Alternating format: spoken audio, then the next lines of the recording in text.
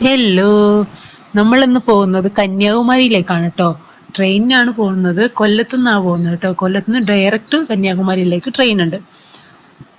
ട്രെയിനിൽ പോകുമ്പോൾ അടിപൊളി കാഴ്ചകളാണ് കാണുന്നത്. ഗ്രാമവും പാടവും എല്ലാം ഉണ്ട്. എനിക്ക് ഭയങ്കര ഇഷ്ടമാണ് കേട്ടോ ഇങ്ങനത്തെ ഉള്ള വ്യൂസും, ഇങ്ങനെ പാടം, ഗ്രാമങ്ങള് അതൊക്കെ കാണാൻ ഭയങ്കര ഇഷ്ടമാണ്. അത് ട്രെയിനിൽ പോകുമ്പോൾ ഒരു പ്രത്യേക രസമാണ് അതൊക്കെ കാണാനായിട്ട്. ഇങ്ങനെ പോകുന്ന വഴിക്ക് തെങ്ങുകളും, തമിഴ്നാടല്ലേ അതിൻ്റെതായ ഭംഗിയുണ്ട്. മല, ആ, കൊച്ചു കൊച്ചു വീടുകള് എല്ലാം ഉണ്ട് ട്ടാ. പോകുന്ന വഴിക്ക് കുറേ നേരം ട്രെയിനിലിരുന്ന് കഴിഞ്ഞ് കുറച്ച് നേരം സീറ്റിലൊക്കെ ഇരുന്ന് കുറച്ച് നേരം കഴിയുമ്പോൾ മടുത്ത് നമുക്ക് സ്റ്റെപ്പിലൊക്കെ പോയിരുന്ന് കാണാമെന്ന് വിചാരിച്ച് അവിടെ പോയിരുന്ന് നല്ല അടിപൊളി കാറ്റൊക്കെ കൊണ്ട് അടിപൊളി ഒരു യാത്രയായിരുന്നു.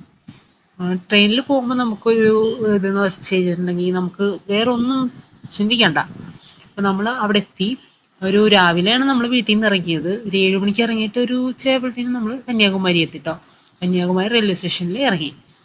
അവിടുന്ന് നമ്മൾ നേരെ ബീച്ചിലേക്കാണ് പോയത്.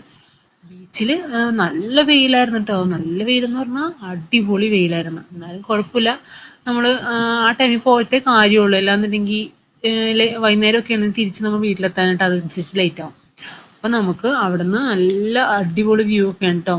വിവേകാനന്ദ റോക്കിലേക്ക് പോകണം എന്നൊക്കെ ഉണ്ടായിരുന്നു. പക്ഷെ അവിടെ ഭയങ്കരമായിട്ടുള്ള കാറ്റിന്റെ ശക്തി കൊണ്ട് ബോട്ടൊന്നും അങ്ങോട്ട് സർവീസ് ഇല്ല. ഇഷ്ടംപോലെ ആൾക്കാർ അവിടെ ക്യൂ നിൽപ്പുണ്ട് ടിക്കറ്റ് എടുക്കാനായിട്ട്. പക്ഷെ നമുക്ക് അങ്ങോട്ട് പോകാനായിട്ടുള്ള ടൈം ഉണ്ടായിരുന്നില്ല. കാരണം ബോട്ട് സർവീസ് ഇല്ല. അപ്പൊ പിന്നെ പോയിട്ട് കാര്യമില്ലല്ലോ. കുറേ നേരം ബീച്ചിലൊക്കെ കളിച്ച് അവിടുത്തെ കാഴ്ചകളൊക്കെ കണ്ട്, വെയിലാണെങ്കിലും നമ്മൾ അതിന്റെ അറ്റം വരെയൊക്കെ പോയിട്ട് ആ കല്ലിട്ടേക്കണതിന്റെ അവിടെ നിന്ന് നമുക്ക് അറ്റം വരെ പോകാൻ പറ്റും. അവിടുന്ന് നല്ല കാറ്റും നല്ല കാഴ്ചകളും ഒക്കെ ആയിരുന്നു. അപ്പൊ അതൊക്കെ കണ്ടിട്ട് ഞങ്ങൾ ഫുഡ് കഴിച്ചിട്ടുണ്ടായിരുന്നില്ല. അപ്പൊ നല്ല വിശപ്പായി. ഉച്ചയൊക്കെ ആയപ്പോഴത്തേക്കും നല്ല വിശപ്പായി.